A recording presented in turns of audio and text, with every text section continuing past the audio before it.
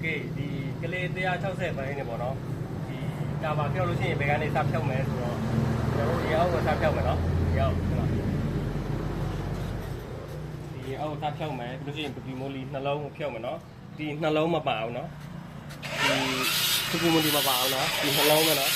โอเคပြီးလို့ရှိရင်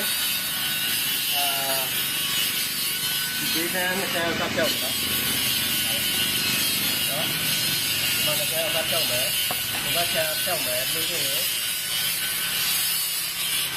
ဖြောက်မယ်နော်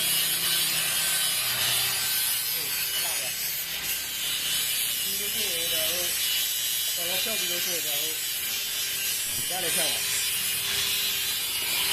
ဒီမှာကလေးလည်းခုရှိတယ်ဗောနော်ဒီမှာကလေးတစ်ခုရှိတယ်ထဲမှာဒီထဲမှာကလေးတစ်ခုရှိတယ်နောက်တော့ဘေးမှာတစ်ခုရှိတယ်နော်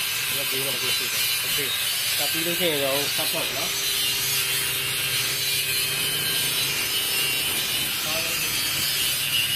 ဒီအဝတ်ပဲဖြစ်တော့အဝတ်ဆောက်ပဲဖြစ်တယ်နော်ဒီကနေလည်းပေါ်လာအကယ်လို့ဒီအဝတ်ဆောက်မပါလို့ရှိရင်လက်နာတယ်ဗောနော်ဒါနေဟုတ်ပါနော်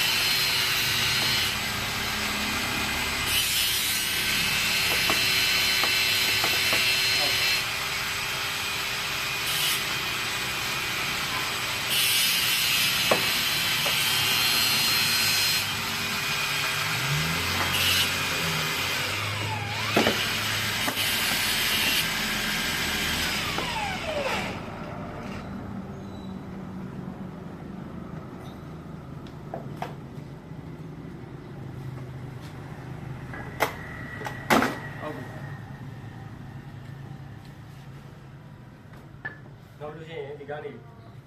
ဒီကျွန်တော်တို့ဒီကနေဖြောက်မယ်နော်မကလေးနှစ်ခုရှိ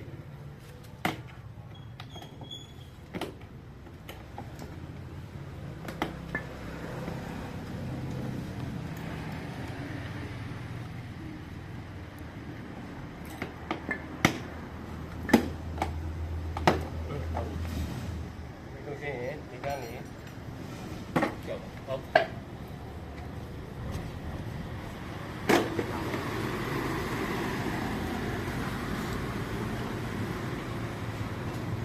ဖြောက်ပုံပြုတ်နေရတော့လွယ်လေးပဲเนาะ